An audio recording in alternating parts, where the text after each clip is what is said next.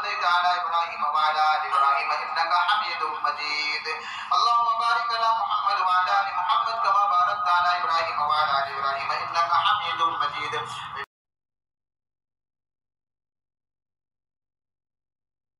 अस्सलामु अलैकुम वरहमतुल्लाहि वबरकातुहू। अल्हम्दुलिल्लाह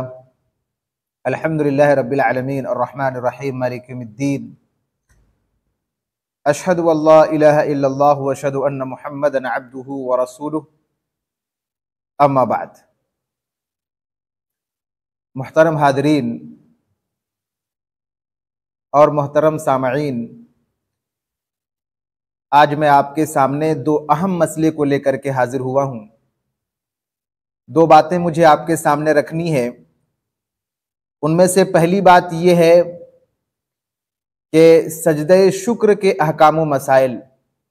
सजदे शुक्र किसको कहा जाता है, सजदे शुक्र कब किया जाता है और इसके अहकाम और मसाइल क्या हैं, ये पहली चीज़ मुझे रखनी है। और दूसरी चीज़ जो मुझे आपके सामने रखनी है वो ये कि नमाज शुक्र का क्या हुक्म है। शुक्राने की अगर कोई नमाज पढ़ता है तो इस नमाज की क्या शरई हैसियत है, इस्लाम हमें इसके बारे में क्या रहनुमाई करता है, ये दो बातें मुझे आपके सामने रखनी है। इनमें सबसे पहली चीज है सजदे शुक्र के अहकाम व मसाइल। देखिए, अल्लाह तबारक व तआला ने हमें बहुत सारी नेमतों से नवाजा है और बहुत सारी नेमतें अल्लाह तबारक व तआला ने हमें दिया है।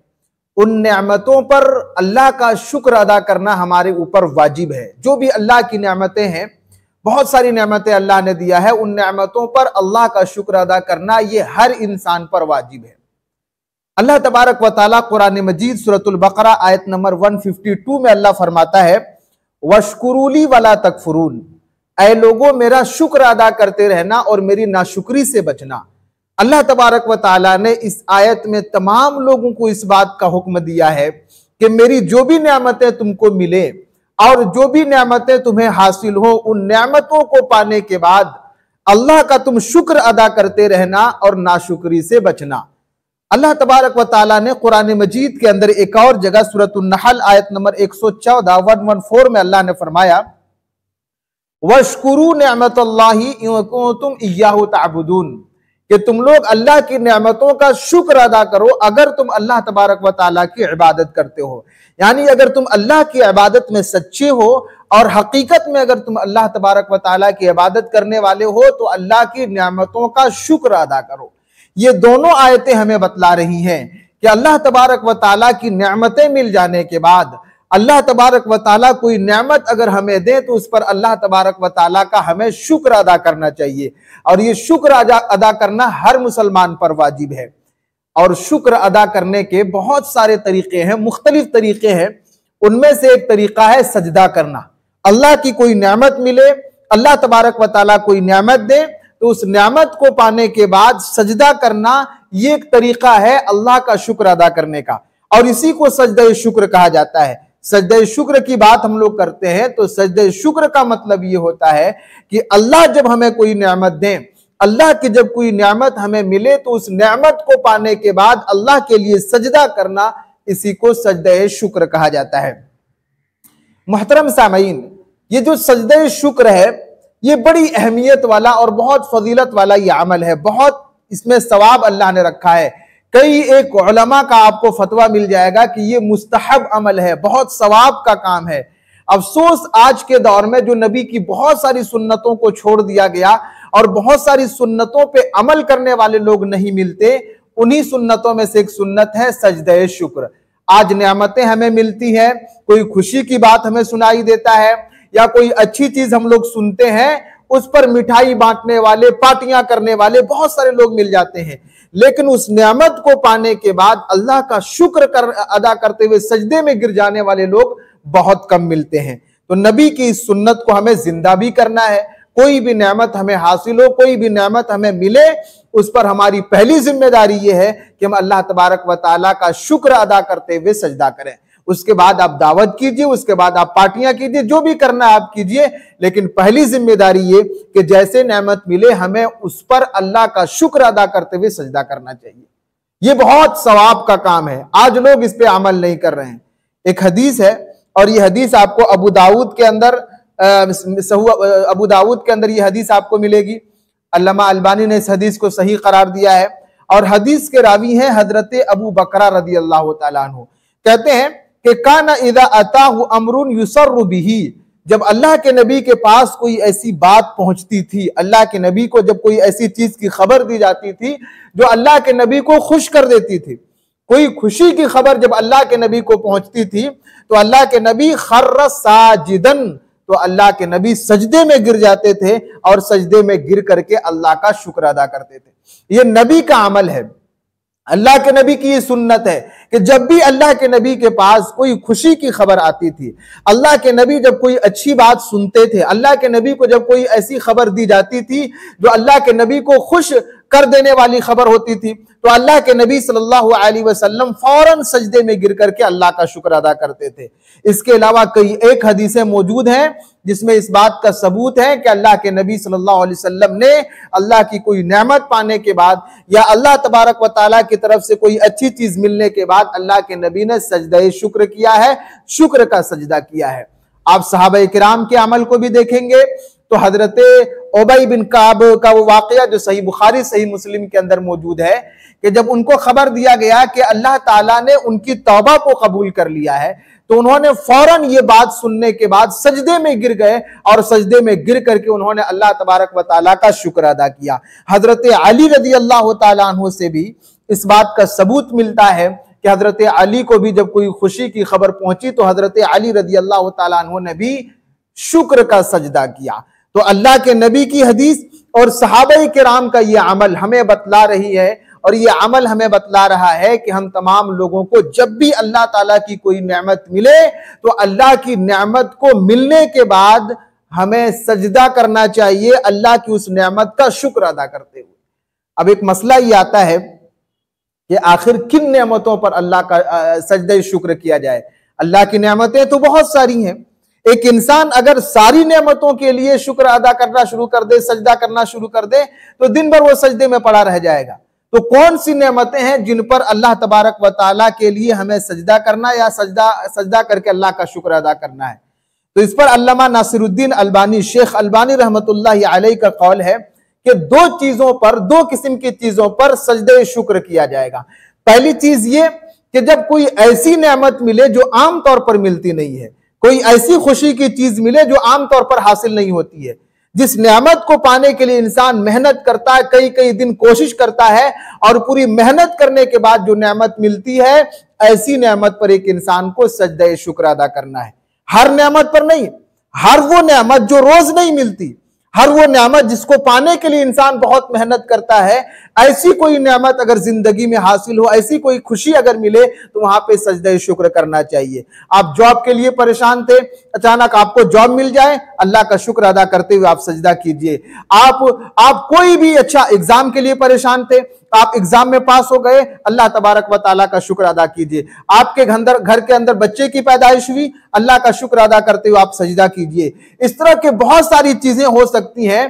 तो हर वो नेमत जो रोज डेली जो नेमतें नहीं मिलती हैं, जिन नेमत को पाने के लिए एक इंसान बहुत मेहनत करता, जब ऐसी कोई चीज इंसान को हासिल हो जाए, ऐसी कोई चीज मिल जाए, तो एक इंसान को अल्लाह का शुक्र अदा करते हुए सजदा करना चाहिए। ये पहली चीज है। और दूसरी चीज है कि अल्लाह तबारक व तआला अगर कोई मुसीबत और परेशानी को टाल दे तो वहां भी हमें सजदा शुक्र करना चाहिए। जिंदगी में कोई बड़ी मुसीबत से, कोई बड़ा हादसा से अल्लाह तबारक व तआला ने बचा लिया, कोई बहुत बड़ी बीमारी से अल्लाह ने बचा लिया, तो उस पर अल्लाह तबारक व तआला का शुक्र अदा करते हुए हमें सजदा करना चाहिए। जा रहे थे गाड़ी में, अचानक गिरते गिरते आप बच गए तो अल्लाह का शुक्र अदा कीजिए, फौरन सजदे में गिर जाइए। एक्सीडेंट होते होते बच गए, फौरन अल्लाह तबारक व तआला का शुक्र अदा कर दीजिए। कभी गिर गए तो गिरने के बाद चोट नहीं लगी, चोट से बच गए, फौरन आप सजदे में गिर करके अल्लाह तबारक व तआला का शुक्र अदा कीजिए।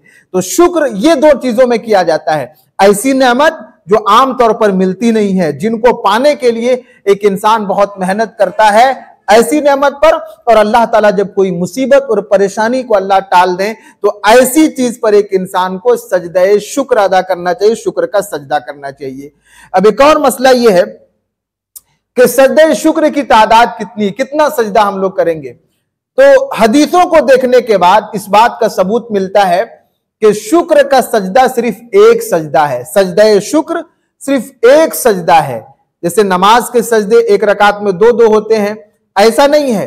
सजदा सहव होता है दो सजदे, तो ऐसी बात नहीं है, बल्कि शुक्र का जो सजदा आपको अदा करना है वो सिर्फ एक सजदा होता है। जैसे तिलावत का, कुरान मजीद की तिलावत करते हैं, सजदा वाली आयत आती है तो हम लोग जाकर के एक सजदे में गिर जाते हैं, वैसे ये शुक्र का सजदा भी है। एक सिर्फ सजदा करना है, दो सजदे इसमें नहीं, तो एक सजदा करना है। ये हदीसों से इसका सबूत मिलता है। एक और मसला ये आता है कि इंसान सजदे में जाएगा, शुक्र का सजदा अदा कर रहा है, सजदे में गिर गया, अब सजदे में जाकर के क्या दुआ पढ़ेगा? तो अल्लाह के नबी सल्लल्लाहु अलैहि वसल्लम से और सहाबा से कोई खास दुआ सजदे शुक्र के लिए साबित नहीं है। हाँ, इतनी बात है कि आप सजदे में चले जाएंगे, जो भी अल्लाह के शुक्र के अल्फाज हो सकते हैं, जिससे भी अल्लाह ताला का शुक्र अदा हो सकता है, ऐसी दुआ पढ़ लीजिए। अल्लामा शौकानी रहमतुल्लाह अलैह फरमाते हैं कि इंसान अपनी जुबान में भी बोलना चाहे तो बोल सकता है। जैसे आप सजदे में गए, सजदे की कोई खास दुआ नहीं है, अल्लाह का शुक्र अदा करने का जो भी कलिमा हो सकता है, अल्हम्दुलिल्लाह आप बोलिए। अपनी जुबान में भी बोल सकते हैं कि अल्लाह तेरा लाख लाख शुक्र है कि तूने मुझे ये नेमत दिया, अल्लाह तेरा लाख लाख शुक्र है कि ये मुसीबत को तूने हमसे टाल दिया। तो ये मसला मालूम हुआ कि सजदे शुक्र के लिए कोई खास दुआ नहीं है। शुक्र जिन अल्फाज के साथ हो सकता है, आप ऐसे अल्फाज को लीजिए और उसमें से कोई भी लफ्ज आप सजदे में जाके पढ़ सकते हैं, अपनी जुबान में भी कोई दुआ बोल सकते हैं। इसका फतवा उलमा इकराम का मौजूद है। एक और मसला यह है कि सजदा शुक्र जो है, शुक्र का जो सजदा हम लोग करेंगे उसके लिए वजू भी शर्त नहीं है। वजू शर्त नहीं, जैसे नमाज के लिए हम आएंगे, नमाज में जो सजदा होता है, नमाज के लिए आएंगे तो हमें वजू करना पड़ेगा, लेकिन ये सजदा जो करेंगे हम शुक्र का, इसके लिए वजू भी जरूरी नहीं है। वजू भी शर्त नहीं है। किबला की तरफ अपना फेस करना यह भी शर्त नहीं है। इसी तरह अल्लाहु अकबर बोल करके जाएंगे, यह भी शर्त नहीं है। इसी तरह तशहुद में बैठना है फिर सजदा करेंगे, ऐसा भी कोई शर्त नहीं है। इस तरह सलाम भी फेरने की कोई शर्त नहीं है। गोया मालूम ये हुआ तमाम हदीसों को देखने के बाद कि जैसे अल्लाह तबारक व तआला की कोई नेमत मिले, इंसान जिस हालत में जहां भी हो फौरन उनको एक सजदा अल्लाह के लिए कर लेना चाहिए। उसमें वजू की शर्त नहीं कि पहले जाके वजू बनाएंगे, नहीं। किबला की तरफ चेहरा करना यह भी शर्त नहीं है, बल्कि अल्लाह अकबर भी बोल करके जाना यह भी शर्त नहीं है। तशहुद में बैठना यह भी शर्त नहीं है। अब सजदा करने के बाद सलाम फेरे यह भी शर्त नहीं है। जैसे आपको नेमत मिले, कोई खुशी की खबर मिले, कोई मुसीबत टल जाए, फौरन आप जाकर के एक सजदा कर लीजिए। और उस सजदा के लिए बहुत सारे नमाज के जो शुरूत है वो सब कंडीशन नहीं है। एक सजदा कीजिए, सजदे में जाकर के अल्लाह का शुक्र अदा कीजिए, या आपका सजदा शुक्र या शुक्र का सजदा आपका अदा हो जाएगा। अब एक मसला ये आता है कि एक इंसान ने अगर एट अ टाइम उसी वक्त सजदा नहीं कर पाया, कहीं बिजी कोई काम में था, कहीं जा रहा था वो बंदा, किसी और काम में वो बिजी था, तो अगर उसी वक्त वो नहीं कर पाया तो क्या वो बाद में वो शुक्र का सजदा कर सकता है, सजदा शुक्र कर सकता है? देखिए, अगर कोई मजबूरी है, किसी मजबूरी की वजह से वक्त पर अगर सजदा नहीं कर पाया तो बाद में वो उसको सजदा को कर सकता है। बाइक चला रहा था, बाइक चलाते चलाते खुशखबरी मिली कि ऐसी बात हो गई, ये आपको मिल गया है। अब उस हालत वो नहीं कर सकता, तो जाकर के बाद में वो सजदा शुक्र को अदा कर सकता। तो कोई मजबूरी अगर है और मजबूरी की वजह से उस वक्त अगर नहीं कर सका तो बाद में भी सजदा शुक्र को अदा कर सकता है। अगर बिना मजबूरी के, कोई मजबूरी नहीं था, उसके बाद भी अगर कोई शुक्र के सजदे को टाल दिया, डिले कर दिया, तो फिर ऐसे इंसान के लिए बाद में करना सही नहीं होगा। मजबूरी था, नहीं कर पाए तो भी कर सकते हैं बाद में। तो ये कुछ अहकाम थे और कुछ मसाइल थे सजदे शुक्र के बारे में। शुक्र का जो सजदा करते हैं उसके लिए मसाइल थे। एक और मसला ये है इसी से रिलेटेड जो हमने बयान किया था, वो ये है कि नमाज शुक्र का इस्लाम में क्या हुक्म है। देखिए, कई सारी जगहों पे हमने देखा है कि कोई नेमत मिलती है तो उस वक्त लोग 2 रकात नमाज पढ़ते हैं। शुक्राने का नमाज इसका नाम दिया जाता है, नमाज शुक्र। इस नमाज का क्या हुक्म है? देखिए, कुरान और हदीस के अंदर, कुरान और हदीस का मुताला, सहाबा इकराम का अमल हमें ये बताता है कि नेमत के मिल जाने पर हमें अल्लाह तबारक व तआला के लिए सिर्फ एक सजदा करना है। सिर्फ सजदा का सबूत मिलता है हमें हदीसों के अंदर और इस्लाम के अंदर। नमाज शुक्र, शुक्राने की कोई नमाज कुरान और हदीस में इसका सबूत नहीं मिलता। इस तरह की कोई नमाज अल्लाह के नबी से साबित नहीं है कि कोई नेमत मिल जाए तो उसका शुक्र अदा करते हुए इंसान 2 रकात नमाज पढ़े, तो नमाज पढ़ना इसका सबूत नहीं मिलता। लेकिन सजदा का सबूत मिलता है। हमने अल्लाह के नबी की हदीस हमने सुनाई, सहाबा का अमल बतलाया, लेकिन नमाज इसके ताल्लुक से साबित नहीं है। शेख इब्ने बाज रहमतुल्लाह अलैह फरमाते हैं कि ला अअलमु अन्न वरद शैउन फी सलाति शुक्र, कहते हैं मुझे नहीं मालूम कि नमाज शुक्र के ताल्लुक से अल्लाह के नबी से कोई चीज साबित है, मुझे इसका इल्म नहीं है। हाँ, अल्लाह के नबी से सजदे शुक्र का सबूत मिलता है, लेकिन नमाज शुक्र का सबूत अल्लाह के नबी से नहीं मिलता है। ये शेख इब्ने बाज रहमतुल्लाह अलैह का फतवा है। शेख इब्ने उथैमीन रहमतुल्लाह अलैह का फतवा है कि ला अअलमु फी सुन्नति सलातन तुसम्मा सलातु शुक्र, कहते हैं अल्लाह के नबी सल्लल्लाहु अलैहि वसल्लम से कोई ऐसी नमाज का सबूत नहीं मिलता है जिसका नाम नमाज शुक्र रखा जाए, या शुक्र के नमाज के ताल्लुक से सुन्नत में कोई हदीस नहीं मिलती, कोई सबूत नहीं मिलता। तो शेख इब्ने बाज, शेख इब्ने उथैमीन और अल्लामा अलबानी और इस तरह के बड़े बड़े उलमा का फतवा मौजूद है कि शुक्र का नमाज नहीं होता है, शुक्राने की नमाज नहीं होती है। शुक्राने का कोई नमाज अल्लाह के नबी से सुन्नत में साबित नहीं है, अल्लाह के नबी से सिर्फ सजदा करना साबित है। तो बहरहाल हमारा जो आज का बयान हुआ, इसमें हम लोगों ने 2 बातें जानी। पहली चीज तो ये कि अल्लाह तबारक व ताला जब जिंदगी में कोई बहुत बड़ी नेमत दे, कोई अच्छी चीज अल्लाह ताला दे, कोई मुसीबत और परेशानी हमसे टल जाए, तो उस वक्त नबी की एक सुन्नत और सहाबा किराम का एक सुन्नत है कि हमें एक सजदा करना चाहिए, सजदा शुक्र करना चाहिए। इस सुन्नत को हमें जिंदा करना है। और दूसरी चीज ये मालूम हुआ कि अल्लाह के नबी सल्लल्लाहु अलैहि वसल्लम से नमाज शुक्राने की कोई नमाज अल्लाह के नबी से साबित नहीं है, इसलिए इस मौके पर नमाज नहीं पढ़ी जाएगी, सिर्फ एक सजदा किया जाएगा। ये 2 बातें थी जो मुझे आपके सामने अर्ज करनी थी। अल्लाह तबारक व ताला से दुआ है कि अल्लाह ताला हम तमाम लोगों को इन बातों को सुनने, समझने, अपने दिल के अंदर बिठाने और अमल करने की तौफीक दे। आमीन तक़ब्बल या रब्बल आलमीन।